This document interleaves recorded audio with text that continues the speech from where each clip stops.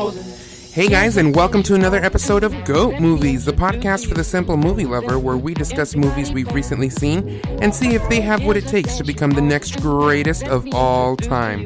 What makes a GOAT movie? Is it quotable? Is it lovable? Is it any-able? You'll find that out today and more. Today you'll need your life vest while I batten down the hatches, take a deep breath, and get ready to set sail for this week's movie, Adrift, starring Divergent's Shailene Woodley and Hunger Games' Sam Claflin. Hey guys, and actually I'm kind of upset right now because I had a great podcast ready to go for you guys, and my computer decided to crash on me and did not save it, so I have to start all over. Yay me, good thing that I like doing this, right? This week's movie we saw Adrift. I am flying solo on this podcast today, so bear in mind that there will not be that much banter. I know how much you guys like to hear people piss me off, but that won't be happening today. The only thing that'll be pissing me off is this movie. That should just really tell you how I felt about the movie and the outcome that it's going to have on this podcast. Alright, so this movie Adrift, based on IMDb, starring Shailene Woodley and Sam Claflin. Adrift is based on the inspiring true story of two free spirits whose chance encounter leads them first to love, and then to the adventure of a lifetime. As the two avid sailors set out on a journey across the ocean, they couldn't anticipate they would be sailing directly into one of the most catastrophic hurricanes in recorded history. In the aftermath of the storm, Tammy, portrayed by Shailene Woodley, awakens to find Richard, portrayed by Sam Claflin, badly injured and their boat in ruins. With no hope for rescue, Tammy must find the strength and determination to save herself and the only man she has ever loved. Adrift is the unforgettable story about the resilience of the human spirit and the transcendent power of love. So based on that, you know that this movie is definitely a chick flick. This movie is very long, very drawn out. This is definitely a movie that you don't necessarily have to go see in the movie theaters. You can definitely wait till it's on Redbox or Netflix or streaming somewhere. Unless your significant other is very into romantic dramas and you are just looking for some sort of getaway, then yeah, definitely go see it in the theaters. But right off the bat, let me just go ahead and give you the rating. I'm going to go ahead and give this movie a 6.5. Right from the get-go, the movie starts off with some very melodramatic music. We come across Shailene Woodley, who is working on a boat, and she is talking to, I guess, what it would be Tahiti's international TSA or checkpoint, if you can even call it that. And we basically find out that she is, quote-unquote, a free spirit. You can definitely tell she's running away from something throughout the movie. We find out that she's coming from San Diego, that she comes from a broken home. She was raised by her parents, by her grandparents, and her mother is, I believe, a flight attendant who was never home, and her grandparents never let her see her father for whatever reason. I can definitely relate, coming from a broken family. So I know exactly what that's like, having to wait for one parent to come pick you up and get to see you. She then meets Sam Claflin, who is starring in this movie, and he is portraying Richard Sharp, who is a sailor. And throughout the course of this movie, they of course end up falling in love. This is one of the longest, most dull love movies I've ever seen. That's coming from someone who actually enjoyed The Notebook. The Notebook was actually a very, very good movie. Now, to give this movie some credit, I could see a lot of the plot points unraveling before me. I knew what to expect. The other thing I didn't like about this movie is that it jumps back and forth all throughout the movie. Very Quentin Tarantino-esque. And very few people can pull that off. Quentin Tarantino being one of the very few that can do it very well. I don't like those types of movies. It just makes you think, wait, what's going on here? Why is this here? Oh, wait, that's because we're looking back into history. Oh, wait, look, now we're in the present. That stuff drives me crazy. I don't like it when directors do that. So unless you're Quentin Tarantino and you know how to pull it off, don't do it. So these two lovebirds come across, and all she does is help him park his boat. That's all she does. And now all of a sudden they're in love. And all of a sudden it's love at first sight. And she's going to fall in love with somebody she took 10 seconds to meet. Are you kidding me? No, I'm not one for these love stories. Anyways, so he ends up following her, and he offers to make her a meal, and they fall in love over dinner, and she turns out to be a vegetarian, and of course he's not a vegetarian, so what's she gonna do? So, you know what? This is gonna be one of my shortest podcasts. That's how much you can tell that I did not really like this movie. I already gave you my rating, 6.5. Let's go ahead and play the trailer for you guys, and then that will be your official spoiler alert, since this is based on a true story. And, before the trailer, my heart goes out to these people that endured this. I know it was very difficult for you. My review of this movie has nothing to do with you, has nothing to do with what you endured. It just could have been done a lot better. So I apologize that your story was butchered and that it was just not done in the way that it should have been. And that's not to say that I don't believe in love at first sight, and that's not to say that I'm not a romantic at heart, because I am. A lot of people who know me know that I am a romantic at heart. I also have a very big fond for nautical life. I love boats, I love the ocean, I love marine life, and I've always been drawn to that type of lifestyle. I've always wanted to try and travel and see the world, and I thought it was really great the way that they were able to do that. These types of people who drop everything, their lives, their families, and they just go wherever the horizon takes them, and they get to see and experience all these things.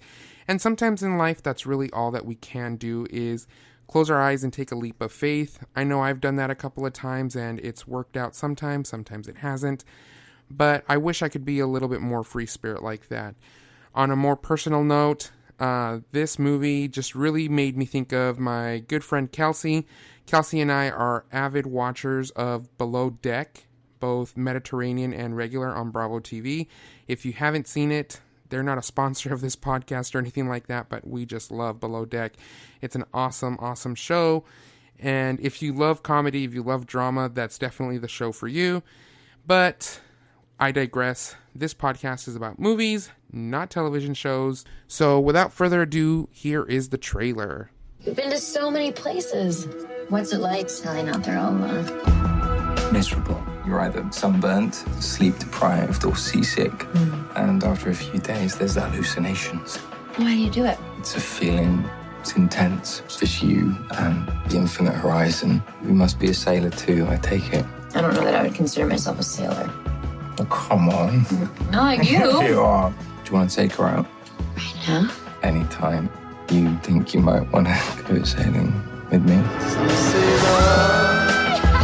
Is a burning thing.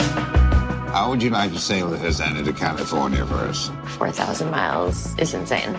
Come sail with me.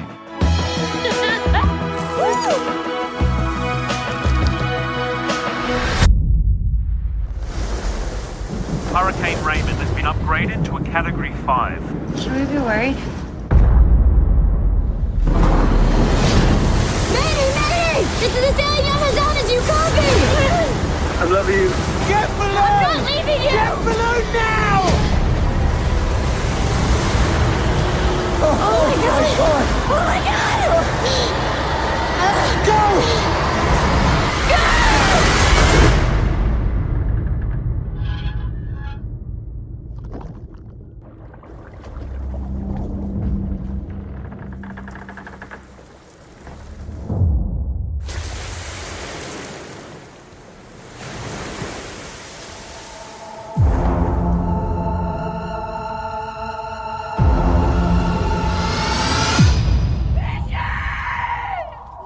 Bitches!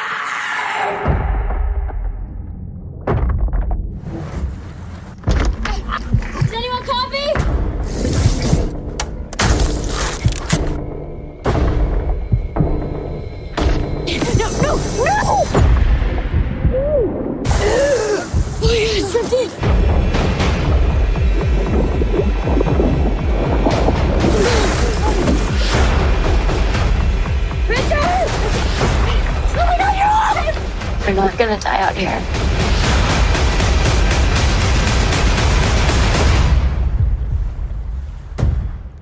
So there's the trailer for you guys. Again, this movie was really slow, long, drawn out, definitely a chick flick, but here in all its glory is your official spoiler alert. Anything beyond this point is fair game, unless you've read the articles of what's happened, because this happened back in the 1980s. So, Adrift starts off with Shailene Woodley as, I guess, a yachty is the only term that I know based on my experience watching Below Deck. And she's getting off of this boat. It looks like she's come off a charter. And she's just really looking for any way to pay the bills, just to get some money in her pocket. Money is not a priority for her. She is just looking to travel the world. I find that a very admirable trait in anyone who decides to live this type of lifestyle, that you've got nothing holding you down. But you definitely get the impression that she's definitely running from something. Even now, after I've seen the entire movie, I didn't quite get what she was running from, but that's just the impression that you get, or at least the impression that I got watching this movie. So, to make a long story short, she meets Sam Claflin's character, and they fall in love, and they're schmoozing each other, and she takes him all over the island, and they climb a mountain, and they jump off cliffs and everything. I mean, the whole love story. Did this really happen? I don't know. I'd have to do some more research. I'd have to watch some interviews with the actual people that this movie is based on.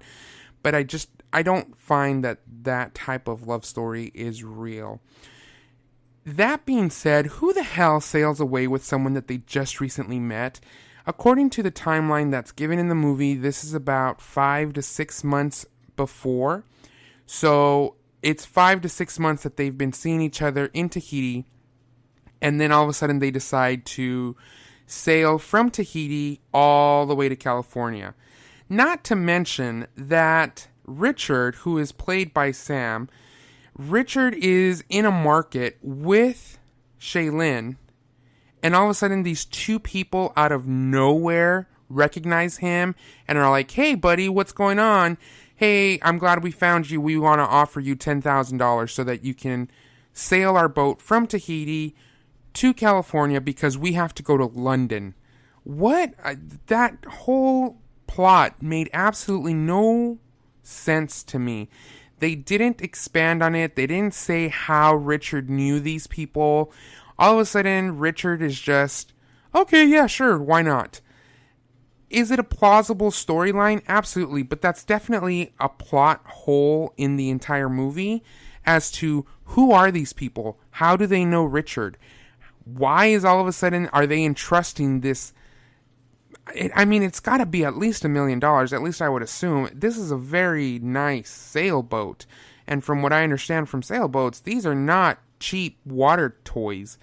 They are pretty expensive. Now, this isn't like a multi-million-dollar yacht with 3 floors and, a wait staff or anything. No, it's just a simple sailboat, but it's pretty decked out. And you're going to trust somebody like this?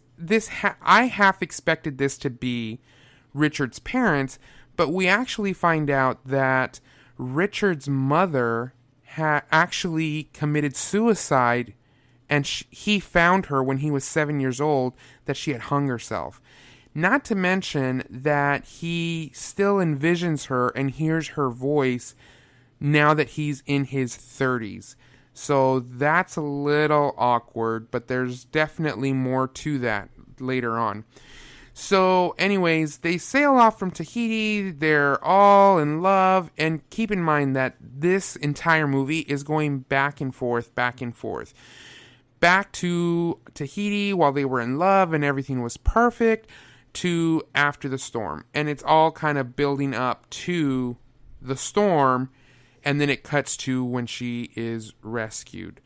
So then there's this whole thing where she is alone and she's trying to get the boat started, and she is just freaking out Obviously, the boat's just been flipped over. It's been torn apart.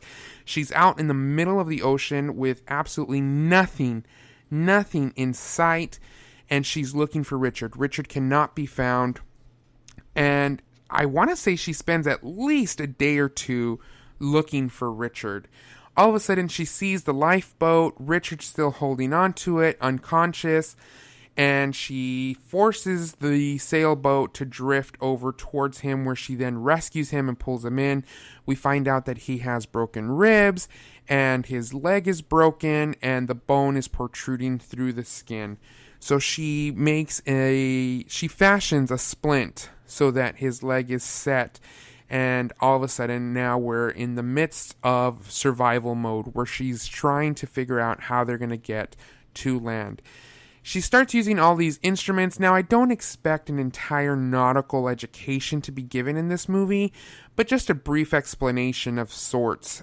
She starts using these tools where she's looking at the sky and the horizon and measuring distances, and all of a sudden she can tell what latitude and longitude they're at. And they make the sudden decision that instead of going to California, they are going to drift the other way and shoot for Hawaii, knowing full well that if they miss Hawaii, if they miss any type of calculation, the next closest land that they could possibly hit is Japan, at which point they will absolutely be dead. As it is, trying to hit California is a big shot, but at least there's a lot of land, and there's really no way of missing America. But there is the possibility that you overshoot Hawaii. So the California trip is going to be a long shot because of their supplies. Hawaii is going to be a long shot because it's completely in another direction and they could totally miss it. And if they miss Hawaii, they will for sure never make it to Japan.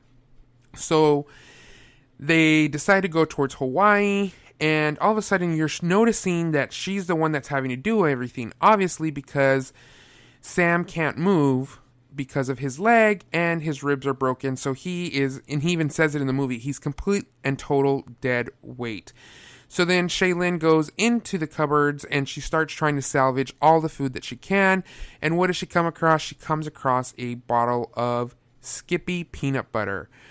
I love peanut butter, but the scene that they had with the peanut butter, whoa, that scene was really awkward. She is like dipping her fingers into it and sticking her fingers in his mouth, and he is going crazy over this peanut butter, as is she. The moans that she's giving, I understand that you've been out to sea for a couple of days. I understand that you're hungry, but the moans and the groans that they were having over this peanut butter, it just made it very uncomfortable. So they cut over to a scene where Richard and Tammy are sitting on the beach and they're looking at a sunset and they start comparing colors and, you know, that this is beautiful and this and that. And Tammy is just not that artistic. Richard is, and they start talking, and they even talk about how this is a Monet painting. And then it's actually pretty funny because Tammy makes a comment and says Bob Ross would be proud, and Richard has absolutely no idea who Bob Ross is. I'm sorry, if you don't know who Bob Ross is and you grew up in the 80s, something is definitely wrong with you, because Bob Ross is the man. And talking about, coincidentally, about my friend Kelsey dressed up as Bob Ross for Halloween. Killer outfit. Way to go, girl. You killed it. Anyways, cut back to a scene where they're on the boat. And what do we find? Tammy is at the head of the boat, meditating, completely nude. Are you kidding me? Your boat is completely destroyed. You're hundreds of miles off course. You're out in the middle of nowhere. Your boat is taking on water. You have absolutely no supplies whatsoever. So what's your first idea? Oh, let me take off all my clothes and meditate at the bow of the boat? Are you kidding me? Just completely and totally. Now, they didn't show anything that would have been considered adult material, so you just see the outline of her body, but you can tell that she's completely and totally nude. I just didn't buy that. What was that scene? What was the purpose of that scene? Absolutely nothing. So then we still find that Richard is still lying down. He still can't move. Tammy is changing his dressings. You can tell that where the bone is protruding the skin, you can tell that it's starting to get infected. It's pretty bad. So Sammy goes back into the cabin and she keeps looking for other material. She keeps trying to use the radio, and she comes across some liquor and cigars, and you would have thought she found a GPS tracker with an inflatable boat or some sort of get out of jail free card, because she is going hysterical. She's so happy that she found this. Okay, liquor? Seriously, what are you going to use that for? It's just going to dehydrate you more. And what are you going to do with the cigars? Seriously, are they going to save your life in any way, shape, or form? Absolutely not. So then, all of a sudden, she's quote-unquote celebrating with Richard, at which point he looks to her and says, I wish you'd never met me, then you'd never be in this situation. All this woe is me. Oh my gosh, he just feels so sorry for himself, and it just drives me absolutely insane. I really couldn't stand the way that he was being portrayed. I don't know Richard in real life. I never met him. I've never seen any interviews of him or anything like that. However, I can't foresee someone feeling so sorry for themselves and feeling that bad. It's just ridiculous. I mean, yes, you're in a hopeless situation, but you gotta make the most of it. And the whole woe is me, I can't stand that type of stuff. So then we cut back to a scene where everything's hunky-dory. They're in the middle of the ocean. The boat's still fine. They start getting little teeny tiny warnings about, a potential level 4, category 4 storm on the horizon, and they start trying to plan on how to avoid it. And, oh, honey, everything will be fine. Come on, seriously. Anyways, that's where we find out that Richard's mother had hung herself. So at that point, Richard starts talking to Tammy, and he's telling her about how he imagines his mom and he hears her voice and he internalizes her voice, and how he asks her for advice and whether she thinks something is right or wrong. That's great. That's fantastic. I'm a huge mama's boy. I always look to my mom for advice. She's one of my best friends. Thank you for all your advice, Mom. I really appreciate it. But then he starts saying in a heavy British accent, portraying or trying to be his mom, he says that all men want to marry their moms. And in the movie, Tammy gives Richard the weirdest look. And then he's like, I can't believe I just asked you to marry me in my mom's voice. That is so weird. Let me tell you something, Richard. That is just the tip of the iceberg, buddy. That is not what she's looking at you weird for. It's not that you just asked her to marry her in your mom's voice. No. She is freaked out with the fact that you just said you want to marry your mother. That is some serious mommy issues. I would never tell the girl that I want to marry that I'm trying to look for someone who represents my mother. My mother is a great lady. I love her to death. But sorry, Mom, I don't want to marry you. And that's just so creepy. But all of a sudden, Tammy thinks it's the most romantic thing on earth, and he gives her this homemade wedding ring that he's been putting together and promises that he'll get her the real thing. Kind of like the Simpsons episode where Homer Simpson proposes to Marge using an onion ring. I mean, seriously, the whole thing was weird. After this, we cut back to them out at sea with a broken boat. She's lying on top of them. It's dark. All of a sudden, you hear a couple of horns, and it's this enormous, massive boat. And then Tammy quickly gets up, and she starts shooting the flare guns, and this boat rushes right past them. Even after she has shot 3 or 4 flares at them, we later come out finding out that she was hallucinating. Cut back to where Richard had said that being out on the ocean that long, you start to hallucinate. This scene with the hallucination is the few times that this movie redeemed itself. That scene was so powerful, so intense, because you really felt that desperation in Tammy's voice that she just wants to be saved. It was intense. I couldn't believe it. And the whole time I'm asking myself, there's no way that they didn't see those flares. There's no way that they didn't see them. Why didn't they help them? And then you start questioning yourself. Well, is this hallucination or did that really happen? is it? And then we find out it is a hallucination. So then, all of a sudden, the movie just keeps going from there, and they keep cutting back and forth between the good times and the bad times. We cut to find the storm, and they got hit with like 100-foot wave. This thing was massive.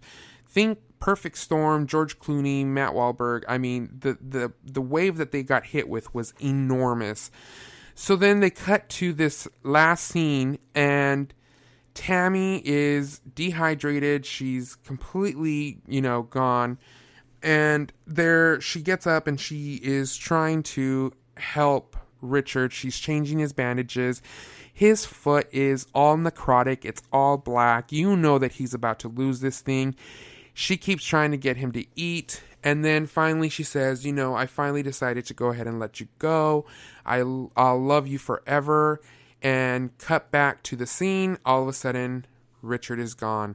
Richard has been gone this entire time. She's been hallucinating him this whole time, and she's known that she's hallucinating him. So the entire time that we see him, and the entire time that she is on the boat by herself, she's been imagining him just like he imagined his own mother. And I didn't see that coming at all. So we find out that Richard actually did die. He was swept off the boat with this massive wave that hit them that caused all this chaos in the first place. This is why Tammy is the one doing all the calculations. This is why Tammy's the one handling all the maps and the books. Never mind the fact that, Richard was portrayed as, incapacitated with his broken ribs and his leg. But he was never actually there. He died. They never found his body. And so she makes it to land. She makes it to Hawaii. And this is another thing that I had a huge problem with. She makes it to Hawaii. She signals a boat.